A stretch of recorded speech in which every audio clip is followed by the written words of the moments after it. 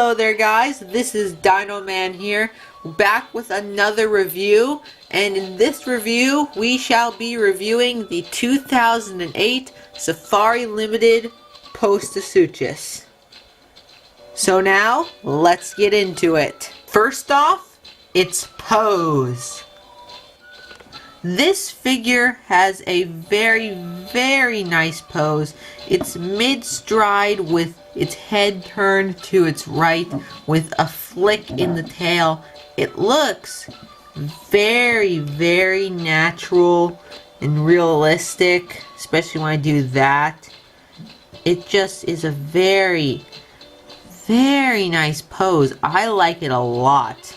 And we got one of the feet back here being lifted up slightly as it walks. It really is very nice, very cool. It is on all fours instead of on two legs, which is completely fine. It could do both, and you know, if all fours prevents it from being a tripod, then I definitely think that that is the best option. But yeah, it's a really good pose in my opinion. So overall, I give this figure a 9 out of 10 for the pose. It really is a very nice, very appealing pose to me. Very naturalistic, and it's not very action-packed either. Like, it's not with its mouth open, it's not running. It kind of just looks like, you know, it's going about its everyday life, which is something that is not always easy to find in a figure. Next, detail. Now this figure does not have individually sculpted scales, which makes sense because of when it was made, but it still has some detail on it. It has all these fine little grooves and wrinkles along the body and on the leg. We have some skin flexing in the leg. It's also seen on this side as it combines with the tail, because there's a muscle in the tail that connected to the femur that would have pulled the leg back. So you would see this kind of connection on the leg, which is very nice. They gave it all of these nice scoots along the back, which feel very nice just to run your fingers along. They are very cool. They run all the way along the back. They start from the back of the neck and run all the way to the very tip of its tail. And the tail is fairly skinny. It kind of starts off about as thick as the hips, and then it gets really skinny towards the end there, which is very nice. Moving up to the head, we have a very nice golden eye, almost like a Carnegie figure, with individually sculpted teeth, which is very nice. They're not individually painted, they've just been painted the color of, I'm assuming this is the plastic, but if you can see it running right along the gum line, right there is this very tiny streak of this lighter brown color, almost like the gums, which is a very nice detail to see and is almost very easily missed. And the pupil, switch to this side so you can see the side too. The pupil is insanely tiny. It's got great detailing all along the head. You can see all these wrinkles. It is slightly shrink wrapped, but we'll get into that later. Underneath, it's got this nice fold where the skin would be. Yeah, it's got all this very nice detailing. The detailing is really very great. And just to show you how small that eye is and that pupil, this is an American penny compared to it. And an American penny is about a half an inch wide. A little over half an inch wide. And that is about 2 centimeters. So very tiny little pupil. Another nice piece of detail is how they did not ignore the underside of the feet. They too have been sculpted instead of just being flat, which is always very nice to see. I give this figure another 9 out of 10 for detail. Even though it doesn't have individually sculpted scales, Safari wasn't really doing that back then, so it makes sense why they didn't include that. Next, the paint job. The paint job is another thing that I really like about this figure because it's very naturalistic. We got some nice shading, how it's white on the underside and darker on the top like you would see in Wild Creatures. Counter shading, that's what it's called, counter shading. We have these nice black stripes kind of along where it blends in, and it does blend in very nice. It doesn't just stop immediately, which is very, very nice to see. Again, we had that thin row of paint running along up there. We got some nice black dots along the head. The blacks are kind of along where the white meets the brown. This one kind of sticks out a little bit. That one right there. Because it is in the white, but that's probably just on mine. Now we go through. It's very nice. The feet. The whole part of the feet is the same brown as the top. Which I think is very nice. It's almost like he's got brown socks if you look at him right.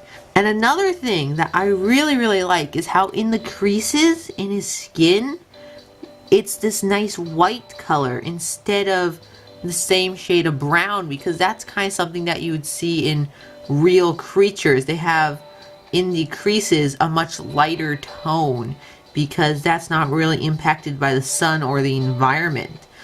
That's a very, very nice detail for them to include. Very, very nice to see indeed. And then of course we got the golden eye. The nose is indeed painted. The nostrils are painted. And they have included some nice glossy wetness to the nose, which is very nice to see how the nose is not just dry, it is kind of wet as well. So overall, I give this figure a 8 out of 10 for the paint job. I really like it a lot. It's not the biggest strong suit of the figure, but it is by no means not a good paint job. I really like it a lot. And last, paleontological accuracy. Now, it should be known that I am no expert on Postosuchus or really other non-dinosaurian archosaurs. So I'm doing my best, but if there's things that I left out, please feel free to tell me. So, first off, this thing is a quadruped. We now know, or at least the current belief thing is, because things are always changing in paleontology, because that's just how it works, that Postosuchus was lighter than we originally thought, which means that it probably walked primarily on 2 legs, because one of the things about it is its front limbs are shorter than its hind limbs. Now, that doesn't mean that it walked on 2 legs, just that fact, because look at stegosaurs and ceratopsians. Their forelimbs are shorter than their hind limbs, and they certainly didn't walk on all 2 legs because they were too heavy to, too front heavy to. But with the new study, it shows that Postosuchus was not too front heavy to not walk on 2 legs. So it probably primarily did this. More horizontal instead of kind of bending down like it did. But it certainly could have still walked on all 4s. It was kind of like a reverse hadrosaur, whereas hadrosaurs walked on 4 legs all the time and could go on the 2 legs every now and then when they needed to. It would have been the same for Postosuchus. It would walk mostly on 2 legs and go on the 4 legs, like maybe if it was going over rough terrain or something like that, or up a hill, and it was just easier for it to walk on 4 legs. And, of course, the 4-legged thing is good.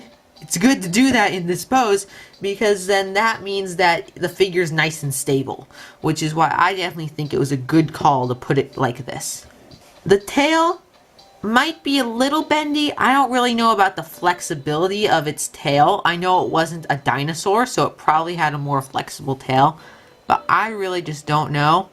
It looks very crocodilian, as it should, because it was a close relative to crocodilians, but it doesn't look like a crocodile. Like it has these scoots along the back, and kind of got crocodile-like color scheme, but other than that, that's really it. It doesn't have the big thick plates across a crocodile's back or something like that, which I think is very good because it wasn't a crocodile. It was closely related though, but it wasn't one of those. And moving up to the snout, we see it does not possess lips, or at least it doesn't possess lips. No, it just doesn't possess lips, period. Sorry. Which is probably kind of inaccurate, because the thing is most creatures have lips. They just do. Most reptiles have lips. Crocodiles are very bizarre in the fact that they don't possess lips, but they don't possess lips for a reason, because lips kind of get in the way when you're in the water a lot and you're closing your mouth. They just kind of get in the way, which is why they don't possess lips. Now this guy, as far as our current knowledge goes, was completely terrestrial. He wasn't spending a whole lot of time in the water, so he doesn't really have that excuse. So I really think that they should give him lips. Granted, as with all dinosaurs, with a lot of prehistoric creatures, we don't really know whether he had lips or not. It's kind of more so just a theory that is based on some reasoning. When we move on to the feet, we see it possesses 5 toes, each with a claw, which is inaccurate. No archosaur, even modern day crocodiles, possessed more than 3 claws on its front feet. Even if it had more than 3 toes, they didn't possess more than 3 claws. And they were always the innermost 3. So these two really should not have a claw on them. And same thing with the other side. This foot, the back foot, has 5 toes again, each one with a claw. Now, I'm not sure about the back feet. I'm pretty sure they're good to go. I think that each one of them was clawed, but I don't really know. Again, I'm no real expert on this guy. It also does not possess a cloaca. So overall, I give him an 8 out of 10 for accuracy. He's got a couple flaws, but for the most part, he's really, really good. At least as far as I can tell. Again, I'm no expert on Postosuchus. If someone has more inaccuracies, please tell me down in the comment section. Now, let's do some size comparisons and figure out how big he is. So, from the tip of the tail-ish, like that's about where his tail is, to the tip of the snout, you're looking at about 7.5 inches, or about 20 centimeters. And from the top of the back, you're looking at about 5.5 centimeters, or 6, about there. And, oh, sorry, I dropped him. And from the back, it's about 2 3/4 inches. Now comparing him to a much more bird-like but distant cousin is the 2017 Safari Ltd Velociraptor, which, if I zoom out a little bit, there we go, that gives you a good idea of his size. Next is the only other non-dinosaurian archosaur that I own, the 1997 Carnegie Quetzalcoatlus. And now for the figure that I reviewed last time, the 2007 Safari Ltd Stegosaurus. These two are only separated by a year, and they are both very good figures, especially for when they were made. Now, the moment you have all been waiting for. This figure's overall score. Overall, I give it an 8.5 or 8.5 out of 10. This is a very, very good figure. I highly recommend that you get it, especially before it goes out of production. It is a very, very, very nice figure. This is one of the first ones I got because it is so, so good.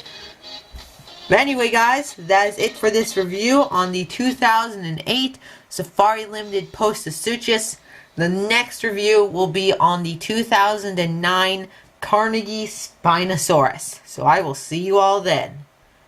Dino Man,